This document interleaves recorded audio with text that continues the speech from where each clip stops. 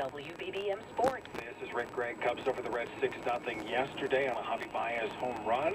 Jason Hayward homered too. They'll meet again today. Minnesota beat the White Sox 10-3 yesterday. Same teams this afternoon. Lucas Giolito to start. And AccuWeather says a mix of sun and clouds, but storms moving in this afternoon, and that is our top story. Mother Nature could put a damper on today's Pride Parade festivities. AccuWeather meteorologist Bill Dager joins us live with the details. Yeah, that's right, Jennifer. We'll be keeping an eye on the radar at WBBMNewsRadio.com. Nothing threatening on it right now. We're starting out the day with some sunshine, and it's warming into the low 80s. We'll go up to close to 90 this afternoon when we're expecting thunderstorms to move in from the north. Generally, after 1:30 or 2 p.m. is when these thunderstorms are most likely, and they could pack a punch. Flooding downpours, damaging wind gusts, that could force some people at the Pride Parade to seek shelter for a time this afternoon. And then we'll see another round of gusty thunderstorms late tonight into tomorrow morning. And that's the latest. I'm AccuWeather meteorologist Bill Dager on Chicago's weather station, News Radio 780 and 105.9 FM. We'll keep you updated on the weather conditions at least 10 times an hour, and online you'll find live interactive radar at cbschicago.com/weather. WBBM News Time 8:32. Chicago's Pride Parade turns 50 this year, and the theme is Stonewall 50, Millions of Moments of Pride. It marks the 50th anniversary of riots involving gay patrons that was sparked by a police raid at New York City's Stonewall Inn that's seen as a pivotal moment for LGBTQ rights. Mayor Lori Lightfoot, the city's first openly gay mayor, is one of 7 grand marshals for this year's parade. She'll be the first mayor ever to ride a float, and the parade steps off at noon from Broadway and Montrose.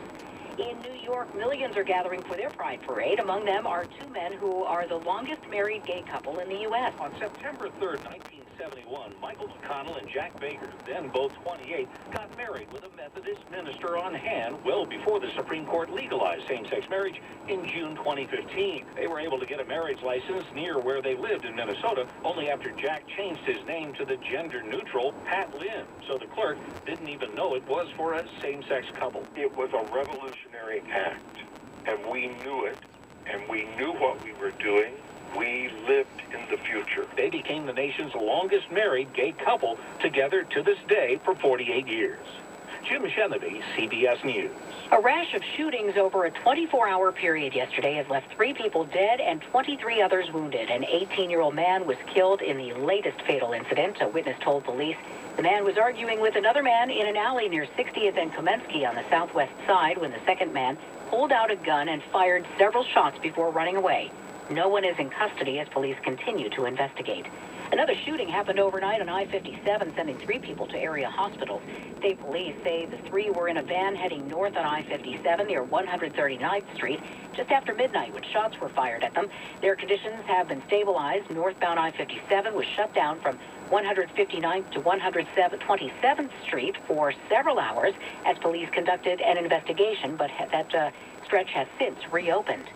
18 people have had to find temporary shelter after a fire tore through a Humboldt Park apartment building on the west side yesterday. The Red Cross is assisting with finding housing for those affected by the fire in the 3-story apartment building in the 1300 block of North Maplewood. The Chicago Fire Department said while no occupants were injured, one firefighter was taken to a local hospital with a minor injury. An adjacent 3-story building was also damaged, contributing to the displacements. Jackie Swike, News Radio on 105.9 FM. WBBM News Time 8:35. CBS News Special Report. Pope Francis is pleased about the meeting between President Trump and North Korean leader Kim Jong-un, saying he prays that it will lead to peace.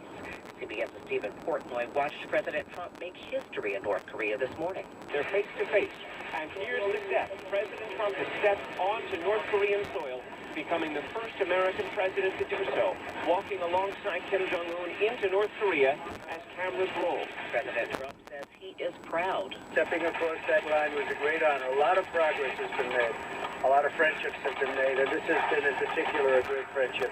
He says things were different before he took office. I really think that if you go back 2.5 years and you look at what was going on prior to my becoming president, it was a very, very bad situation, a very dangerous situation for South Korea, for North Korea, for the world. The president said this was an important statement for all.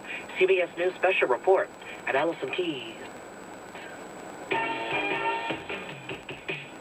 This hour's weekend news quiz question was: Forbes recently released a list of the wealthiest residents of each state. Who made the list from Illinois? The answer: Chicago-based hedge fund billionaire Ken Griffin. Roger Adante in Kenosha, Wisconsin gave us the correct answer. He will receive a 4-pack of tickets to see the Chicago Dogs play on Sunday, July 28th at Impact Field in Rosemont.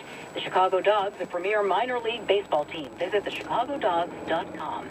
Coming up next, a check of the low gas prices and traffic and weather together on the 8th. WBBM News Time 8:36. Joint pain and injuries can occur anytime. Illinois Bone and Joint Institute makes accessing orthopedic care and treatment simple. 7 walk-in ortho access clinics provide immediate care from bone and joint specialists without a visit to the ER. Their clinics have in-office X-ray and MRI to deliver test results to your doctor faster than other providers. And their on-site physical and occupational therapy gives you stress-free treatment all at one location. Open evenings and weekends. Visit Illinois Bone and Joint Institute at ibji.com to find the facility or specialist near you. At Indeed, we believe a resume is a great way to see an overview of a candidate, but you're not hiring a resume, you're hiring a person.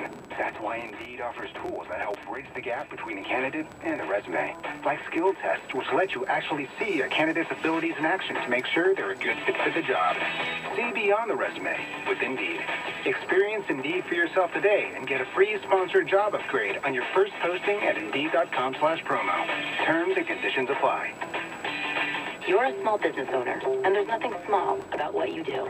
That's why Dell Small Business Technology Advisors give you trusted advice, one-on-one partnerships, and tailored tech solutions, like computers with Intel Core processors, servers, storage, networking, plus thousands of top-brand electronics, accessories, and software. No matter your technology needs, Dell is here to help your small business do big things.